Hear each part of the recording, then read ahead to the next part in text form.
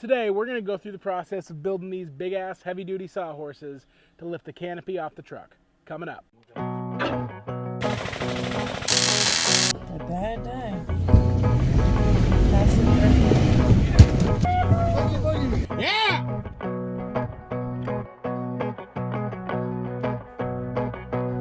My name's Drew and this is Evergreen Overland. On this channel we hone our outdoor cooking skills, we do reviews on camping and overland gear, and we showcase 4x4 vehicle modifications as well as DIY kind of tutorial things like the one we're going to watch today. This video is coming out on a different day than normal. Usually I release my videos Sunday mornings, but after looking at some of the analytics on YouTube, it seems like you guys are watching at different times than I've been releasing, and it probably makes a little bit more sense to kind of restructure what day I'm releasing the video. So for the time being, I'm going to start releasing the videos on Mondays. Rest assured, I'm still going to be putting out one video a week, hoping to grow that to more in the future.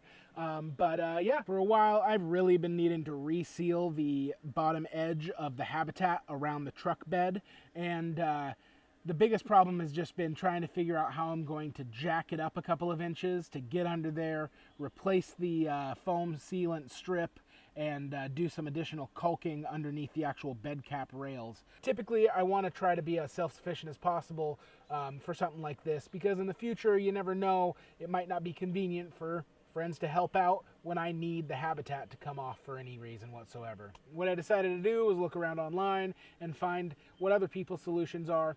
A lot of people, if they have the garage or shop set up, they'll do some sort of pulley system. The habitat's like 350 pounds.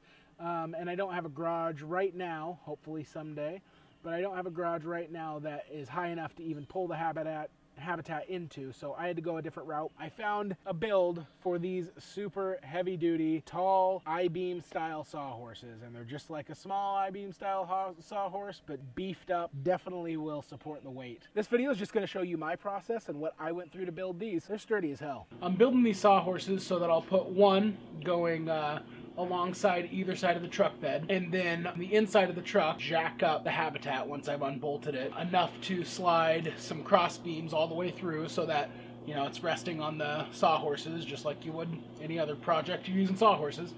Just Mondo size. So I've taken the measurements and everything and kind of figured out roughly how long my legs are going to have to be, because that's going to dictate how tall your sawhorses need to be. If my thinking and math is correct, which who knows, it might not be, I'm going to make these things about 61 inches, and then with the addition of the I-beam, it should raise it up another, inch and a half, somewhere around an inch and a half, getting me just above the 5-foot mark. So yeah, one of the first things I'm going to do is get the two sets of fanning boards put together. So I'm just doubling up to 2x4 by 10-foot sections. Go from pilot holes, sink some 2.5-inch screws, and call it good on both sets of these.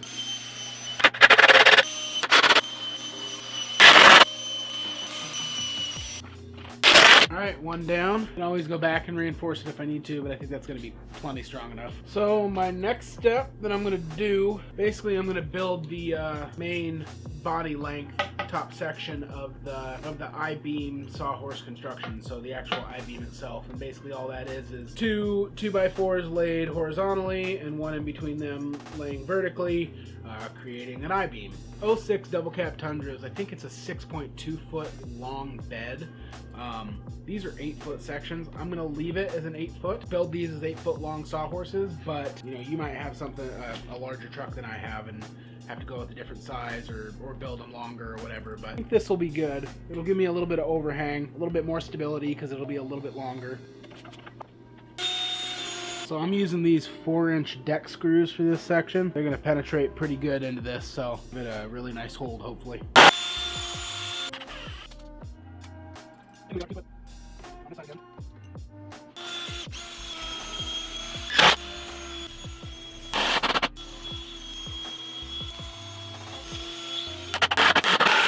Alright, so to be honest, I have a tendency to overdo things a little bit as far as, just going above and beyond to make things a little stronger. I'm going to sink in some 3-inch screws kind of randomly across both sides because I want to be more thorough, and I'm dealing with a $12,000 habitat after everything's considered.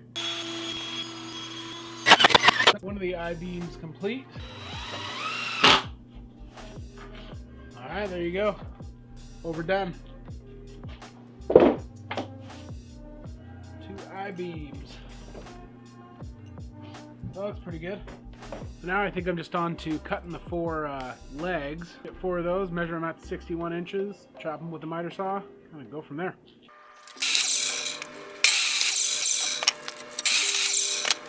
Got the 2 ends together. Too freaking tall.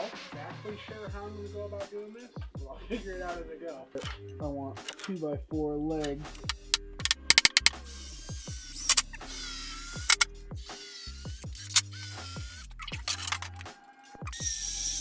Okay, well, it's another day, and did a little bit of work before turning on the camera. Kind of finished up one of the sawhorses completely. Put on this little top brace there. Also put on a diagonal brace. This thing's pretty freaking stout. Camera for a second. Overdid a little bit as far as screwing, I think. Screws down into the side brace there, into the top, going down into the legs. On each corner I sunk a 4-inch all the way through as deep as I could. Yeah, same thing down here. Kind of 3 screws per connection.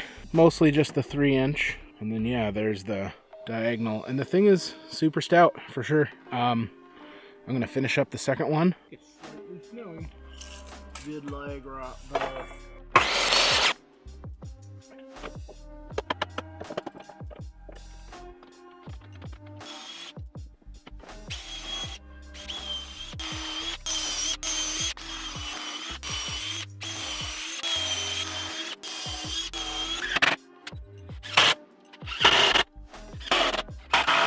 I'm gonna do that same thing on the one I have outside as well, and we'll be done.